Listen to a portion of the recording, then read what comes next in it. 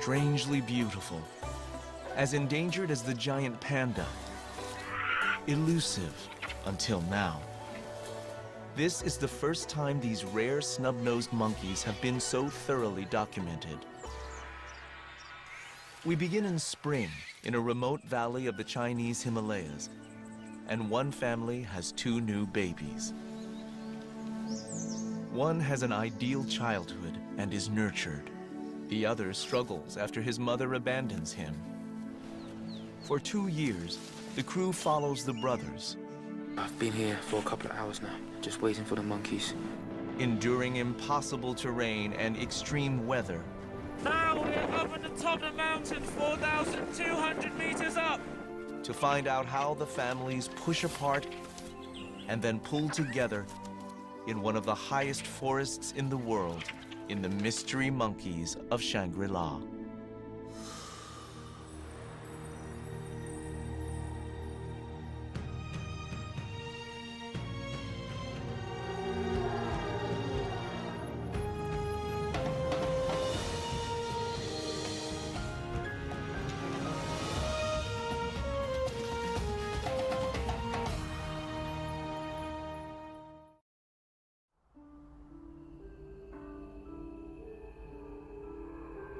Hidden in the Himalayas in China are the Snow Mountains.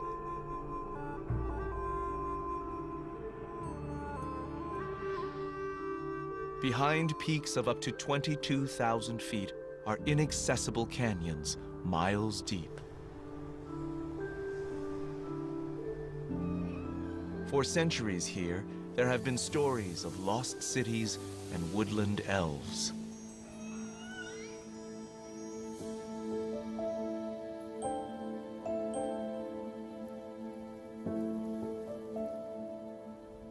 The northeast corner of Yunnan province is cut off from the world by its formidable geography. Here, the eastern end of the Himalayas is sliced through by huge rivers. The Nujiang, the Mekong, and the Yangtze form 1,000 square miles of isolated mountains and forests. Chinese scientists arrived by mule train in 1960, looking for an animal known only from skins and thought perhaps extinct. They returned with news of a large mountain monkey, a living yeti. Shi Zhenong, a Chinese photographer, became obsessed. Starting in the 1980s, he dedicated himself to finding the monkeys. He became the first to film them in the wild.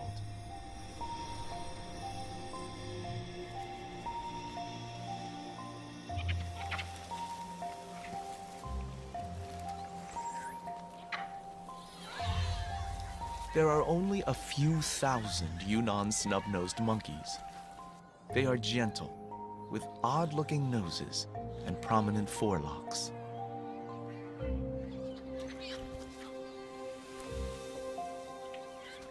The young have ears like Yoda. The adults, with pink lips and almond eyes, are hauntingly beautiful. Though sometimes they do seem like old movie stars with too much plastic surgery. They live at a higher elevation than any other monkey.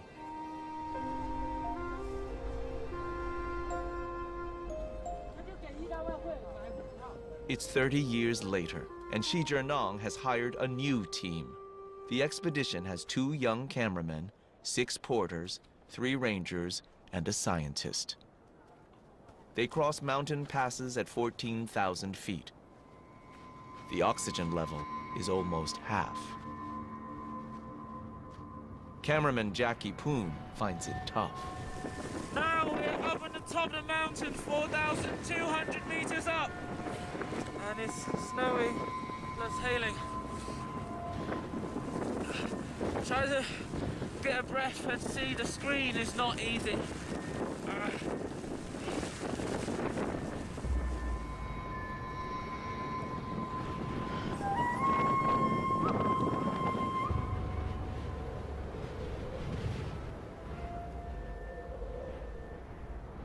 Behind the passes are valleys.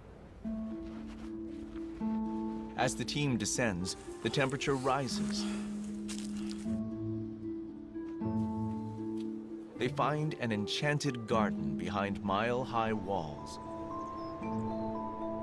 Jackie Poon can hardly believe it. It's like you're going into a different world. You start to hear birds and see flowers.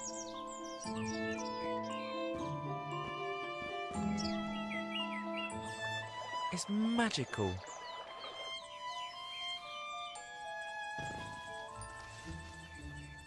All of a sudden, in the trees are the monkeys. It's a huge thrill to see them. Jackie Poon and Wu Yuanqi are amazed. The monkeys seem unafraid of them. These monkeys are unique because they're not too bothered by people. But they're still wild animals, so you can't tell them what to do, you can't control them.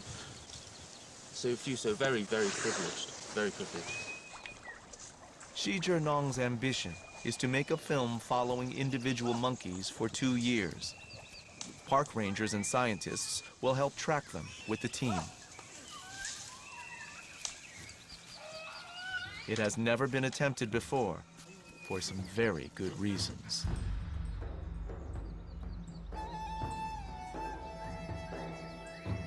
Covering impossible terrain are the last remaining troops of Yunnan's snub-nosed monkeys in the world.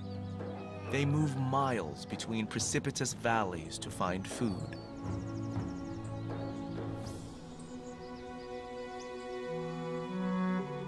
One smaller troop is easier to follow. There are 8 families in this troop, each with a male and several females and their young. By March, after months of waiting, the team sees one of the 8 families with a newborn.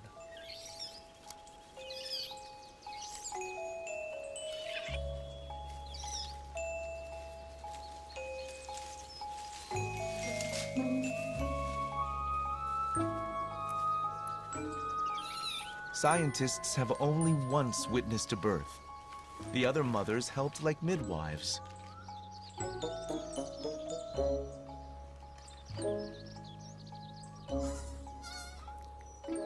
The new baby is not alone. The family has 2 arrivals, 2 half-brothers.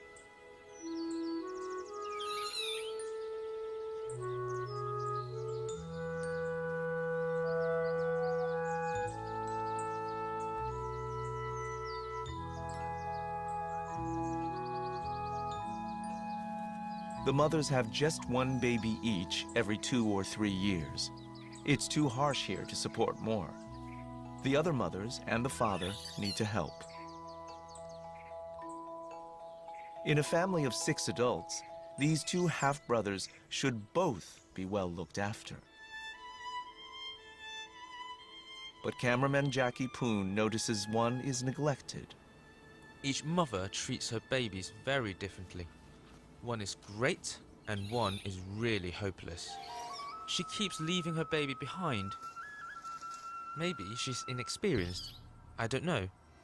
It's like she can't really believe that she's a mother now.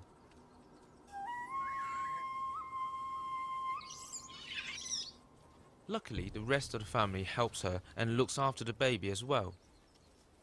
The other mothers even provide milk.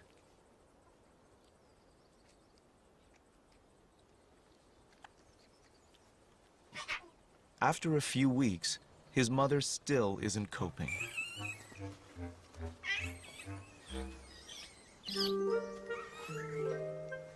While the other baby is protected and indulged, he's raised haphazardly by the whole family. The baby is passed around so much, from one aunt to another, to the children. We call it the pass-the-parcel baby. Neglected babies usually suffer permanent psychological damage compared to those loved and cared for.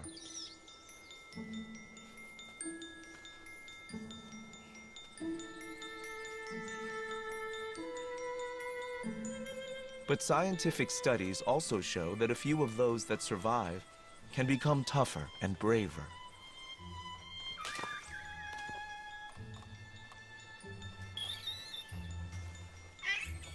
When everyone is tired of him, he's dumped on Dad.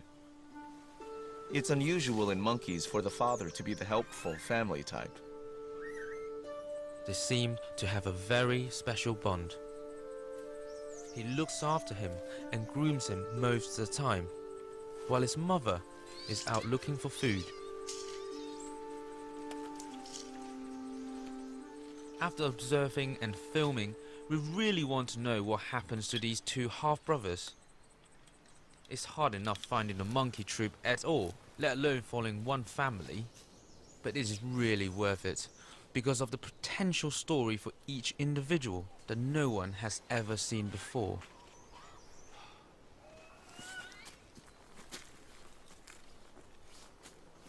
The monkeys' lives are part of the wider story of the mountains and the isolated people who live here. The whole area has hardly been filmed.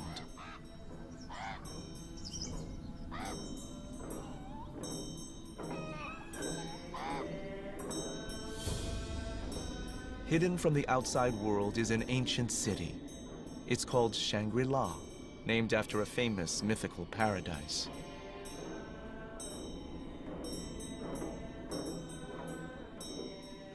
Prayer flags and burnt offerings are made by Tibetan Buddhists.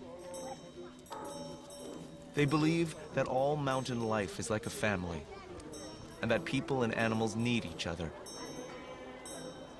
even become each other after death.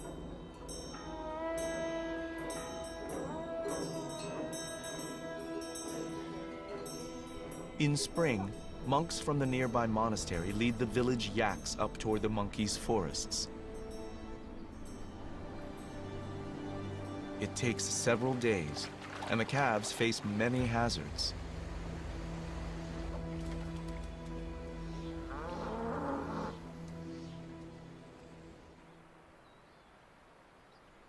They are heading for mountain meadows. The monks will live at 13,000 feet for a few months in some of the highest human homes on Earth.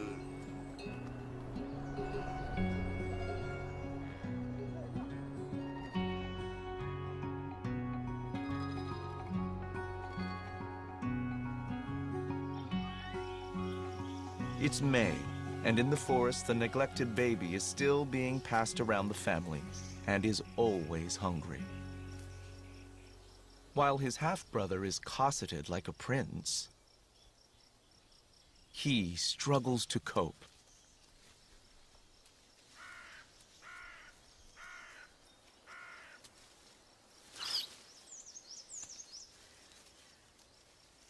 Scientists call determination like this stress-inoculated resilience. One gets everything he needs, except freedom. For the other, neglect becomes a new adventure.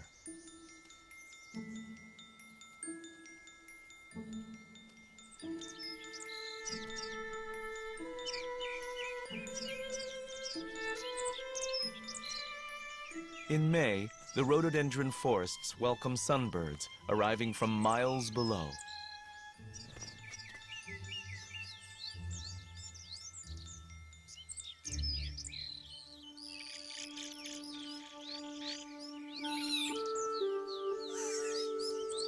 Scarlet minivets make lichen nests lined with monkey fur.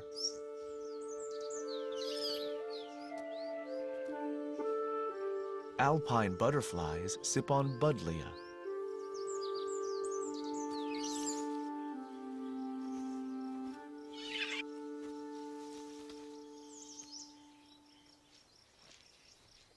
The little adventurer ends up again with his Zen-like father.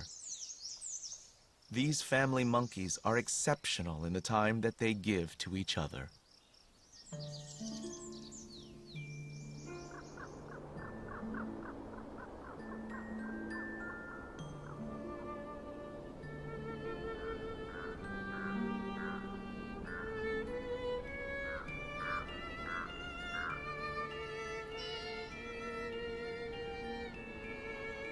By June, the team is confident that both babies will survive their first 6 months.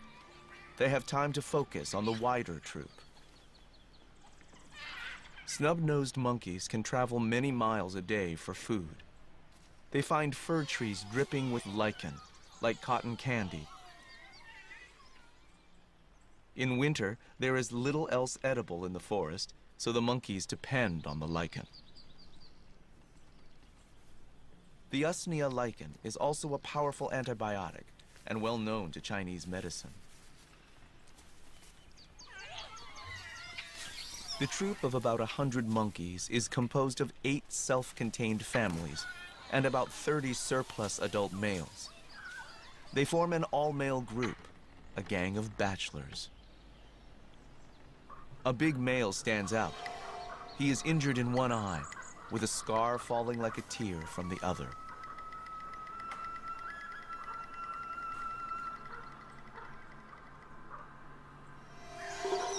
Everyone seems just a little afraid of him.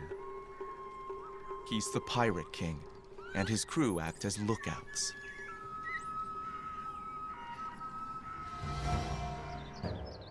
One day, the team sees what they are watching for. Over the mountains comes a massive 500-strong troop. Wilder, with no rangers and scientists with them. Several have lost limbs, probably in snares set for deer.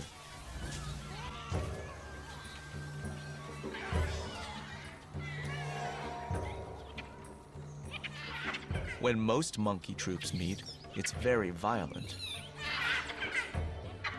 Outnumbered by 5 to 1, our group hasn't a chance in a fight. They move to the ground, where they're faster. A few males discreetly swap sides. The younger females eye the neighbors with interest. Despite the tension, this isn't a battle. The troops mix, displaying. This is more social, like a recruitment drive, with some speed dating.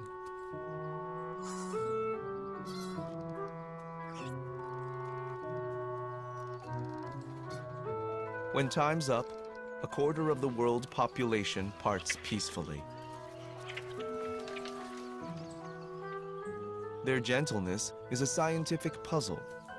Lichen is everywhere, so maybe not worth fighting over. Yet a wild bamboo grove is well worth defending. Bamboo shoots grow a foot a day and are full of energy for nursing mothers.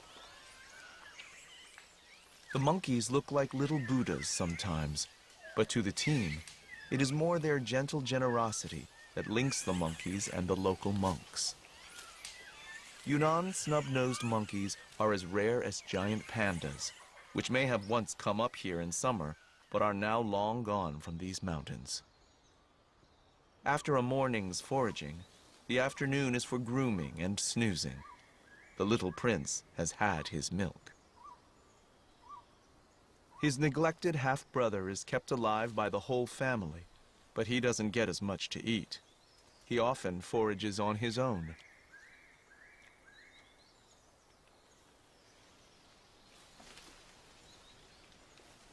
The monkeys eat over 30 different plants, and he's learning them by himself, like a street kid teaching himself to survive. While the mothers nod off, the cosseted prince makes a bid for freedom. The two half-brothers play. Their games include hide and seek and ambushing each other and showing off their gymnastics and making sure no one else gets any rest.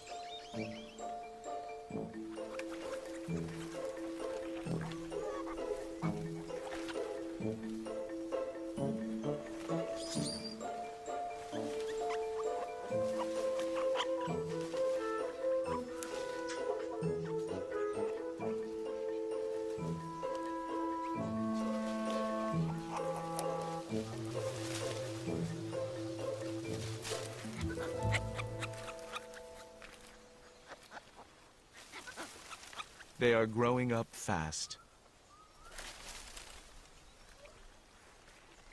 Jackie Poon sees more new behavior all the time.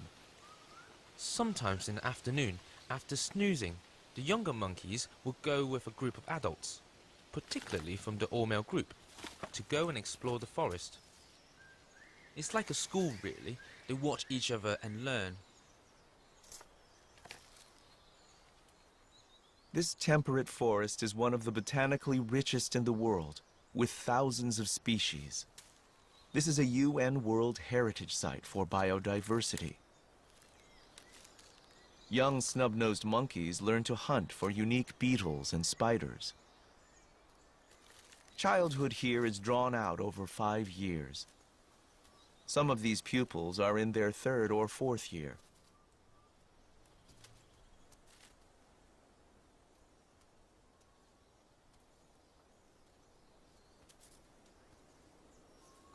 In theory, none of this rich diversity should be here. At 13,000 feet, this is well above the snow line in the Rockies or the Alps. Something special heats this high paradise. In August, the secret becomes visible.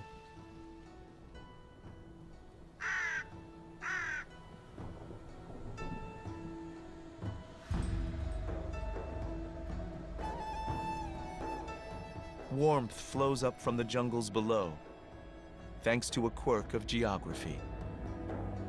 Rivers, including the Yangtze and the Mekong, have cut valleys deeper than the Grand Canyon. Air funnels from Borneo and India, as through central heating pipes. Below the Himalayas, a few hundred Asian elephants live in Yunnan's river valleys.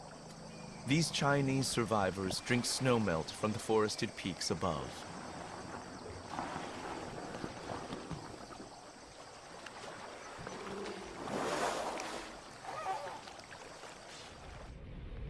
Up in the mountains, 2 vertical miles higher, the jungle monsoon arrives. High on the slopes, it drenches the monkeys and the filming crew. It feels good coming out here, even when it's raining, pouring down rain, right?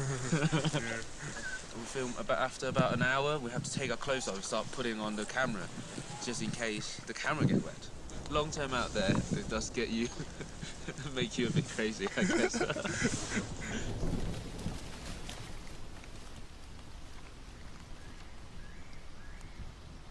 Fruit, like Himalayan dogwood, and cousins of lychees and kiwi fruit, and countless berries, all ripen.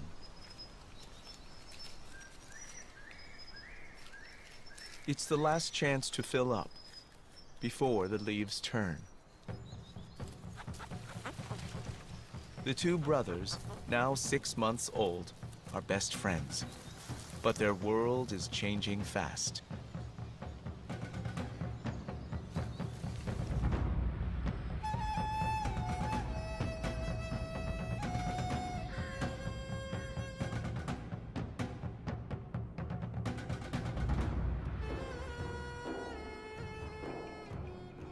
It's soon time for the monks to leave the alpine meadows.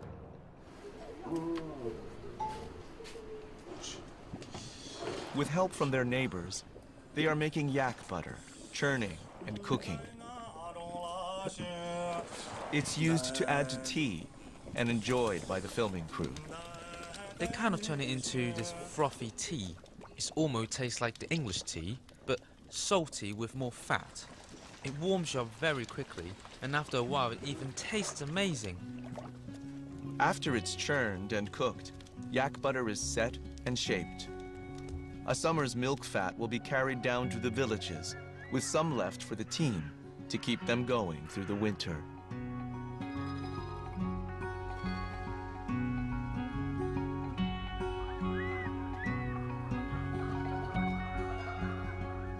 In the thin air, the temperature drops alarmingly fast. The filming expedition will follow the family despite the increasing cold. The rangers and scientists camp wherever the monkeys lead them. Finding a monk's hut is a rare luxury. What a long hike today. It's been How long has it been? 7 hours. 7 hours, I think.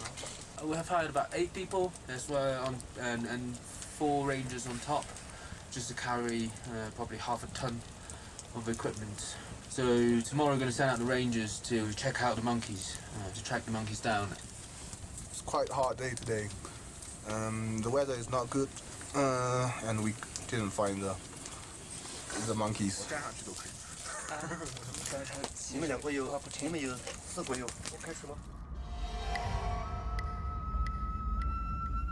At dawn, they set off to continue the search. The rangers use ridges to look for the troop. Just this morning, coming up, I was in the front with the rangers. They spotted something, so we come up here to the open area to check out this area. And we found some movement, and we are thinking it's monkeys. So we pretty much ran over here. You know, it couldn't be anything else ruffling around the trees. So, quite lucky. It's cold and windy up here. And these monkeys are certainly more tough than us. By mid-September, autumn's chill has reached the forest. The two half-brothers will face their first winter together in the warm arms of the family.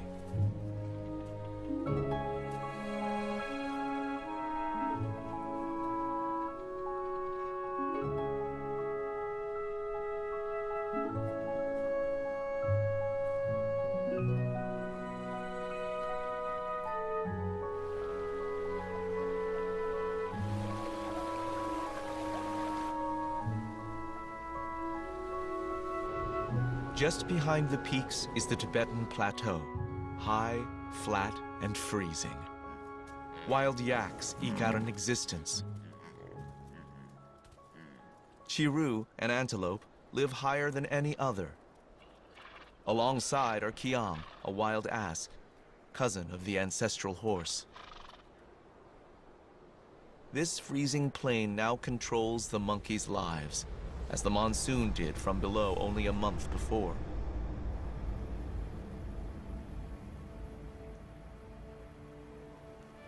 Maybe once they could head down to the tropics, but rivers and cities have cut them off, and now they depend on lichen that only grows above 10,000 feet. They are trapped, and when they are thirsty, there is only snow.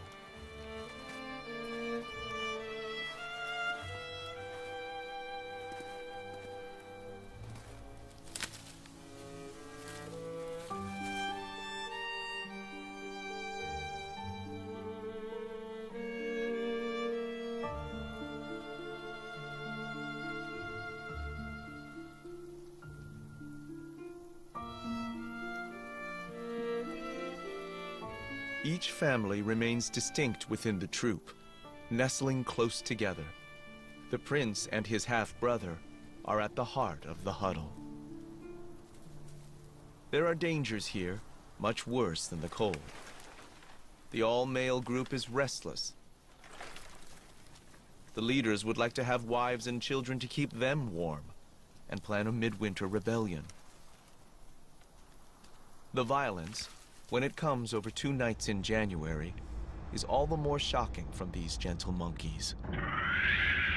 The battle-scarred bachelor king leads a rare attack on our family in order to steal the females.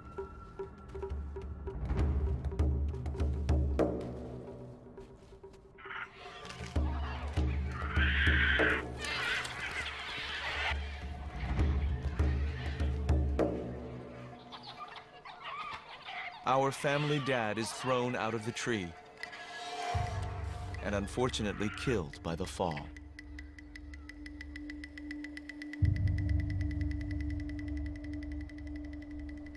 The scientists found his body a few days later. He was a great father and looked after the baby very well. It was such a sad moment for us, for the whole team filming the monkeys.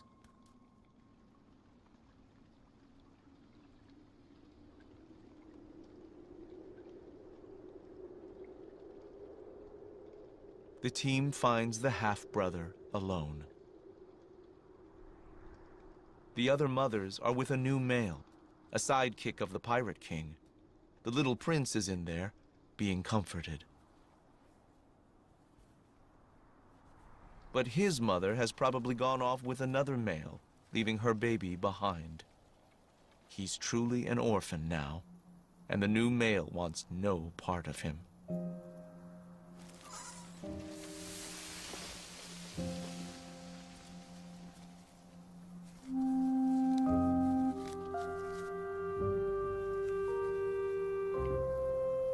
The troupe has other families, and it's possible they could adopt him, but it's never been seen before. I really thought he would die. We all did. All we can do is hope.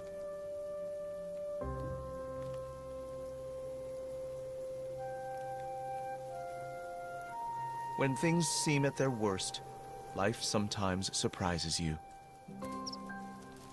He rallies and follows some birds to collect berries.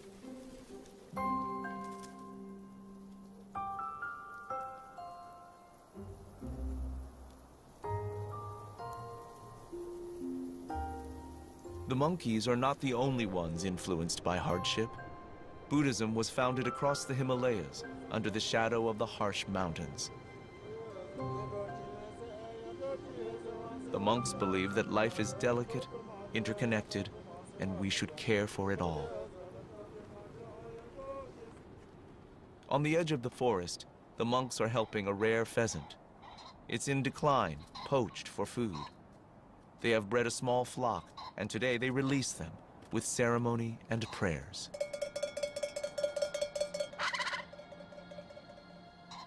Tea is poured over a statue that looks a little like a baby monkey.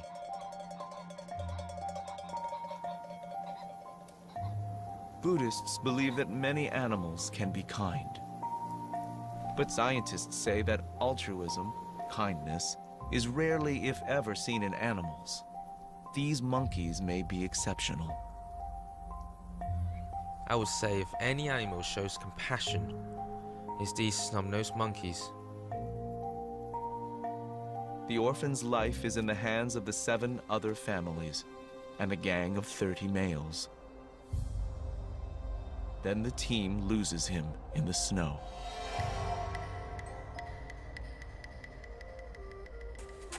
Finding the orphan was really hard, even with 4 rangers who knew most of the monkeys by sight. They're using their incredible eyesight to look for any movement in the distant mountains. And there's also another ranger up on top, also spotting for the monkeys too. And for us, we just got to be quiet, and hopefully we get to see the monkeys soon. But you can see over there, through the distance, just a lot of snow. So trekking through these snows really isn't easy. Jackie Poon and Wu Yuan-chi try to hide in the path of the troop to learn what has happened to the orphaned baby. Well, I've been here for a couple of hours now, and just waiting for the monkeys that could well be coming across the mountain right in front of me. I'm spotting for any movements in the trees, and my colleague Wu is down in the gully, and he's looking for movement as well. We've been told by rangers this morning that the monkey's going to come across this way. If they come into this valley, I'm pretty sure we'll get them, either one of us. So just trying to be patient.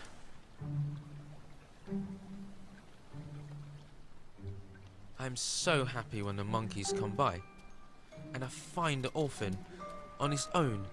He's still alive.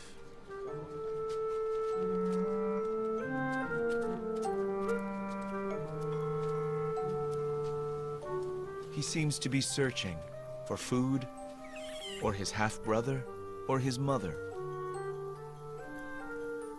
The team sees him approach other families, ones they've never seen him with before. The families seem willing to adopt him. In most monkeys, adoptions are by blood relatives and infants beg to join them. These families seem to accept him already. Maybe he spends the colder nights with them.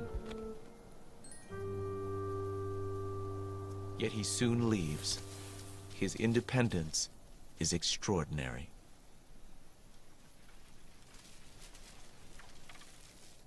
He finds himself in the bachelor group. Young males all join this gang when they are much older and reaching adulthood.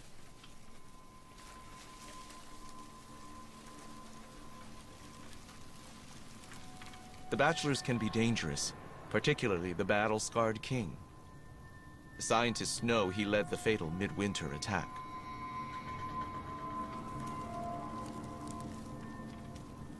Yet the baby monkey gets closer to his father's killer.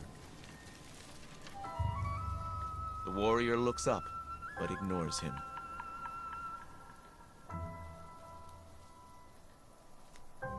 Through March and April, the team are able to stay with the solitary juvenile more easily. I'm filming one day when an abandoned orphan spot his mother. It's the first time as far as I know.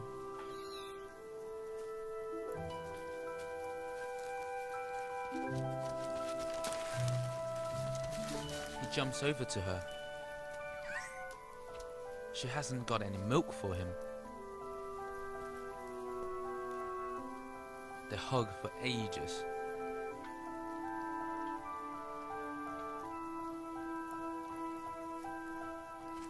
Then her new family moves on, and she has to follow.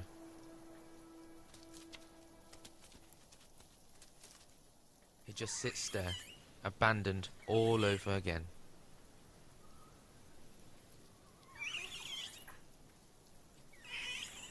Then suddenly, the big male, and probably one of his father's killers, come over and sit next to him.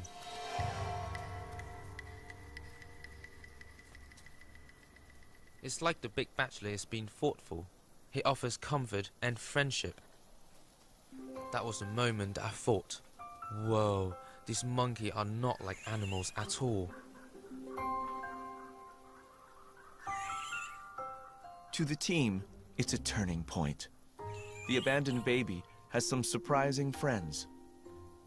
They're unlikely to be close relatives. And there's not much a one-year-old can offer in return, yet for the moment the big bachelors seem protective. Until one day, the scar-faced leader chooses a tree that makes it impossible for the little one to follow.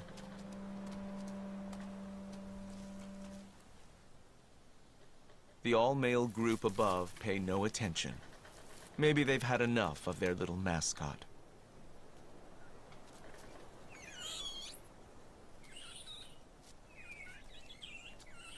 The pirate king guards the trunk.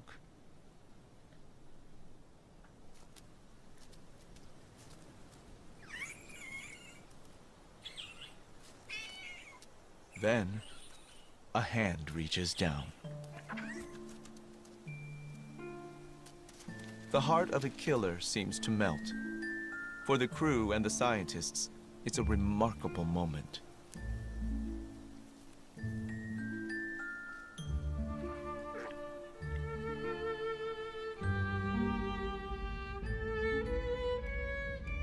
Spring finally returns again in May.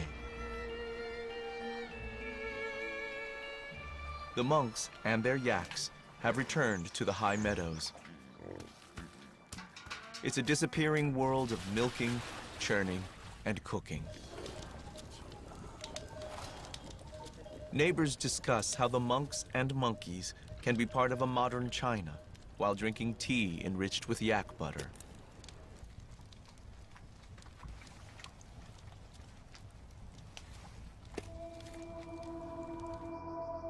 Above the monks' meadow and the monkeys' forest are peaks famous for their plants and animals. There are Himalayan blue poppies and snow lotuses, a plant with fur that's visited by hairy mountain bees. There's even a Parnassus butterfly that walks between flowers to stay out of the wind.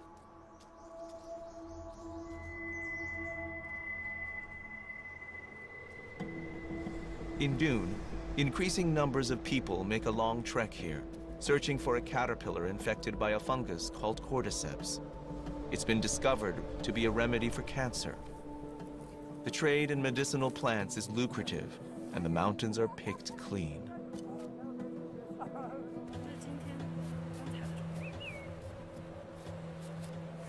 Little seems sacred to the visitors from the cities below.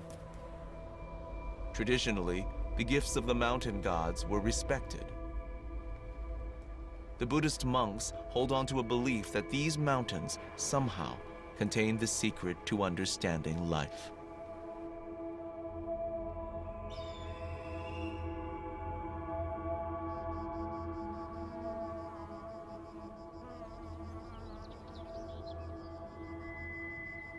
In a rhododendron glade at 13,000 feet, our lone youngster dines on flowers. Rhododendrons are generally poisonous, but he's discovered the flowers contain nectar. Sitting by himself, he watches his old family nearby. His half-brother, the prince, his old playmate, is there having a tantrum.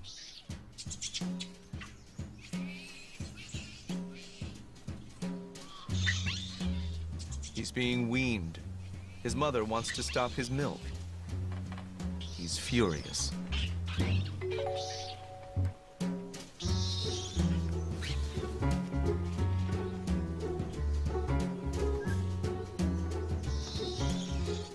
It's a battle of wills, but his mother seems determined.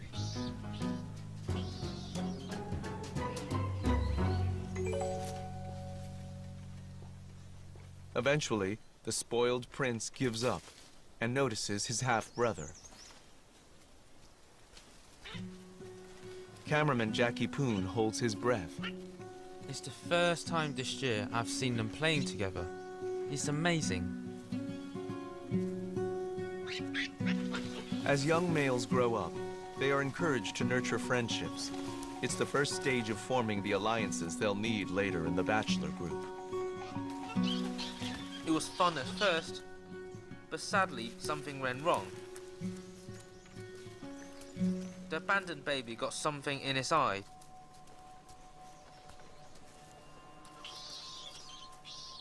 He was blinded temporarily, and his playmate ran straight back to his family.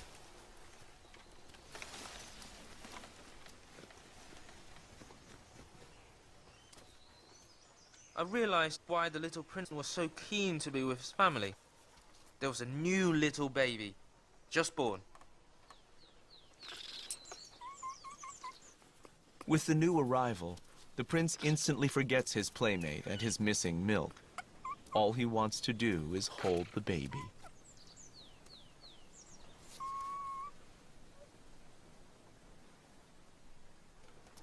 Over the next few days, he pesters and waits for his chance. Then, one wet afternoon, he gets it.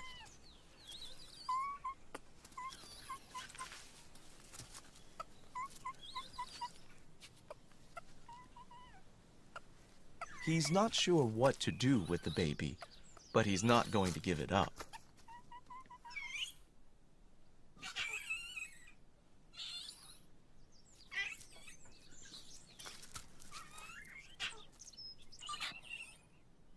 The newborn's hard to manage, more than he can handle.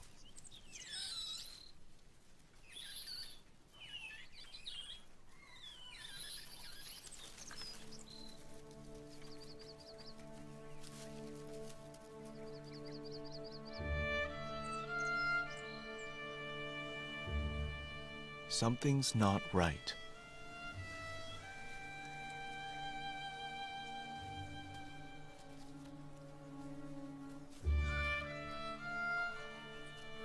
Panic seems to sweep over the mothers.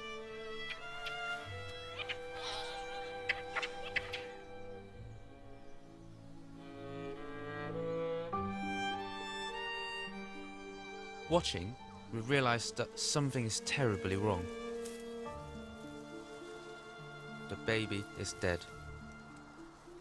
He has probably just caught a chill or something, which happens quite a lot, but it's very tragic.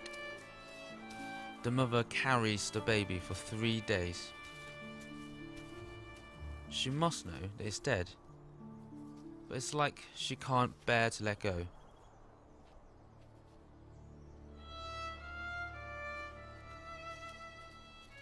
She finally lays it in the leaves on the forest floor.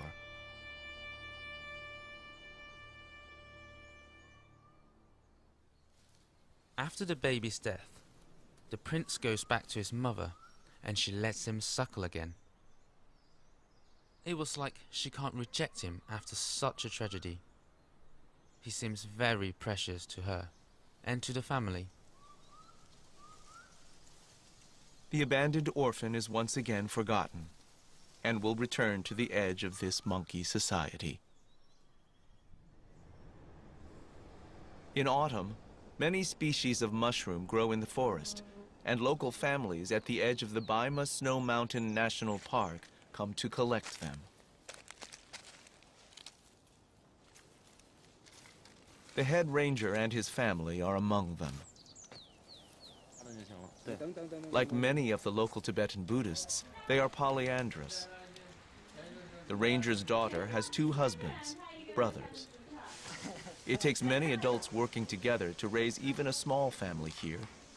The harsh mountain life creates unusual families among humans, as well as monkeys.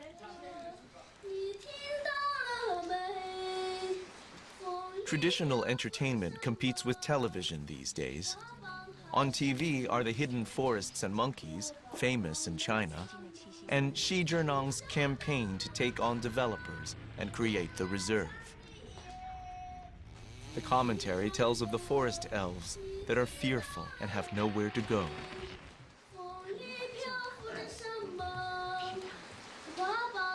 The ranger's grandson sings of their forest.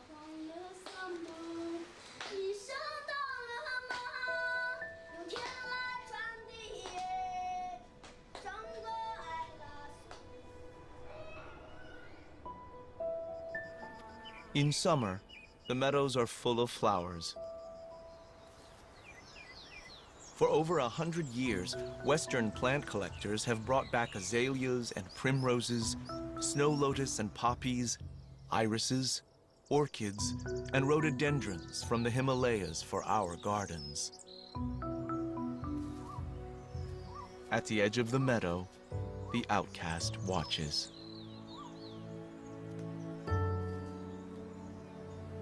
The cosseted prince grooms his stepfather. Unusually among primates, affection seems not to depend on bloodline.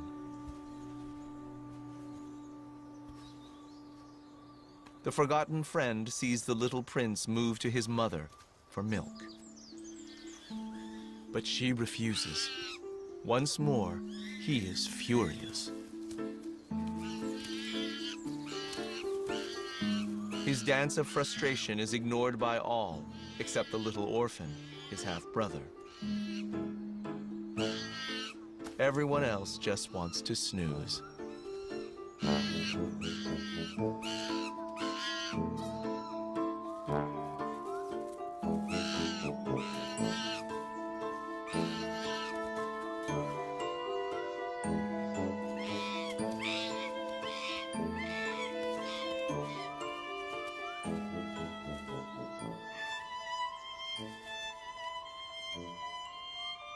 The spoiled baby gives up at last and finally comes over to play.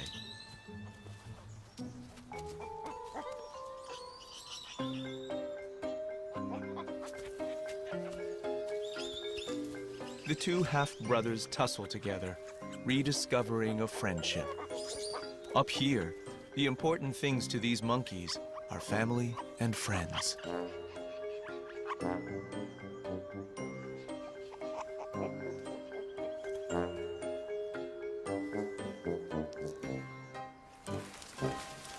They return to the trees to play there.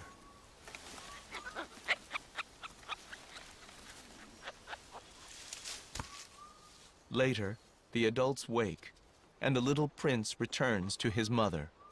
She still refuses him milk. It's time to grow up.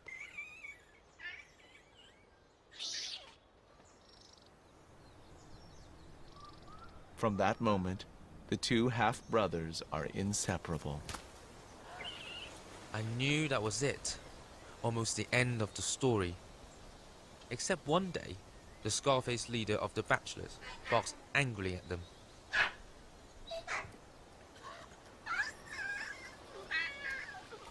He sits down beside them. The Bachelor King seems to accept them into the gang. I'm so happy for them. Some of the older males are brothers here too. Their lives have finally come together. After so much hardship, the rest of their lives must surely be easier. They are still here, growing up.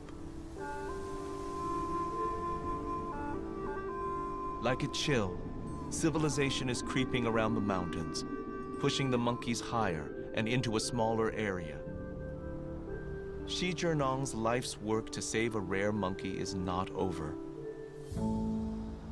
But now, the monkeys are famous here as symbols of friendship and kindness.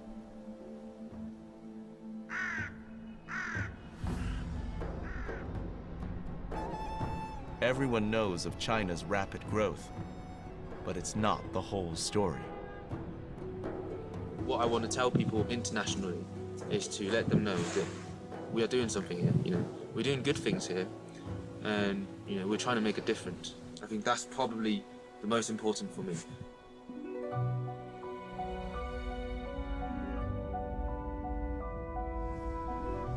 The local monks believe that life flows between us all like smoke. Anyone who is lost, they say, needs help and kindness and a chance to find their way back. Even a little monkey.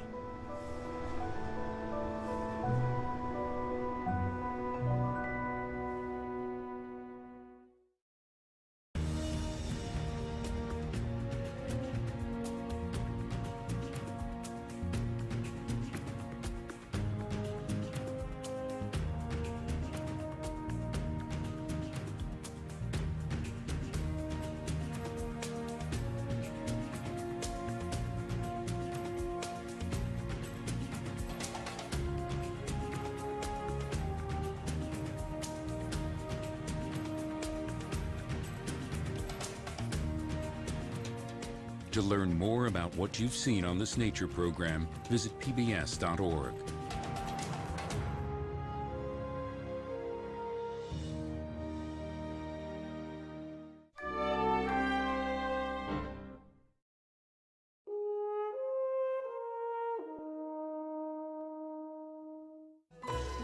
Strangely beautiful.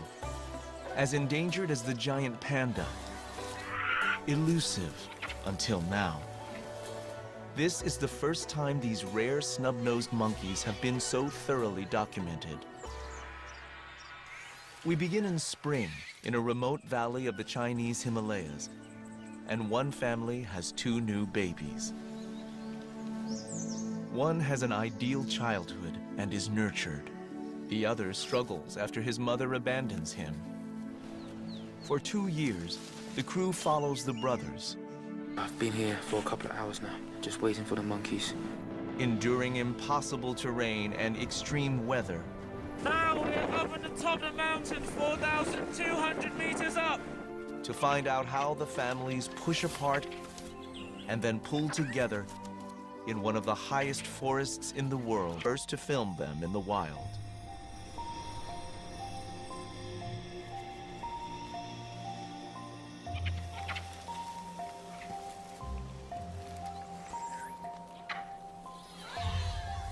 There are only a few thousand Yunnan snub-nosed monkeys. They are gentle, with odd-looking noses and prominent forelocks.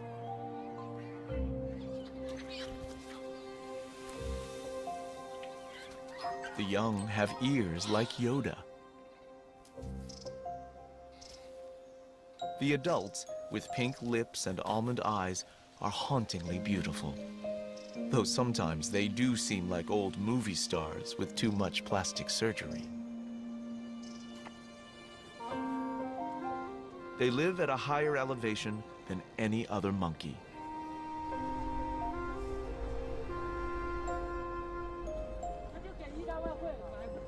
It's 30 years later, in the Mystery Monkeys of Shangri.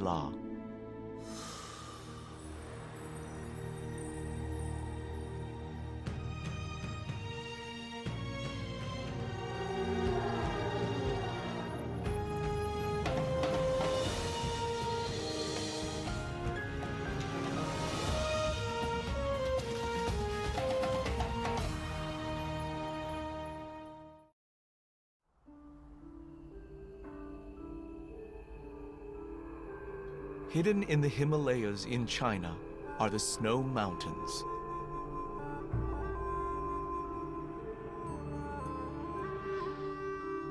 Behind peaks of up to 22,000 feet are inaccessible canyons, miles deep. For centuries here, there have been stories of lost cities and woodland elves.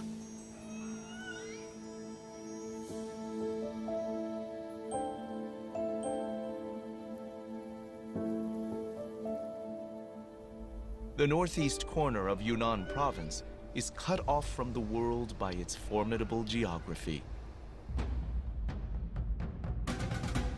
Here, the eastern end of the Himalayas is sliced through by huge rivers. The Nujiang, the Mekong, and the Yangtze form 1,000 square miles of isolated mountains and forests. Chinese scientists arrived by mule train in 1960, looking for an animal known only from skins and thought perhaps extinct. They returned with news of a large mountain monkey, a living yeti. Shi Zhenong, a Chinese photographer, became obsessed. Starting in the 1980s, he dedicated himself to finding the monkeys. He became and Shi Zhenong has hired a new team. The expedition has 2 young cameramen, 6 porters, 3 rangers, and a scientist. They cross mountain passes at 14,000 feet. The oxygen level is almost half. Cameraman Jackie Poon finds it tough. Now we're up at the top of the mountain, 4,200 meters up. And it's snowy, plus hailing. Try to get a breath and see the screen is not easy.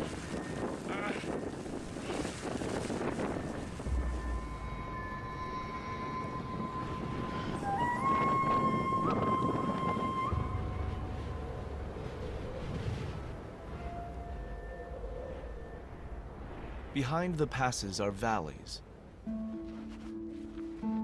As the team descends, the temperature rises.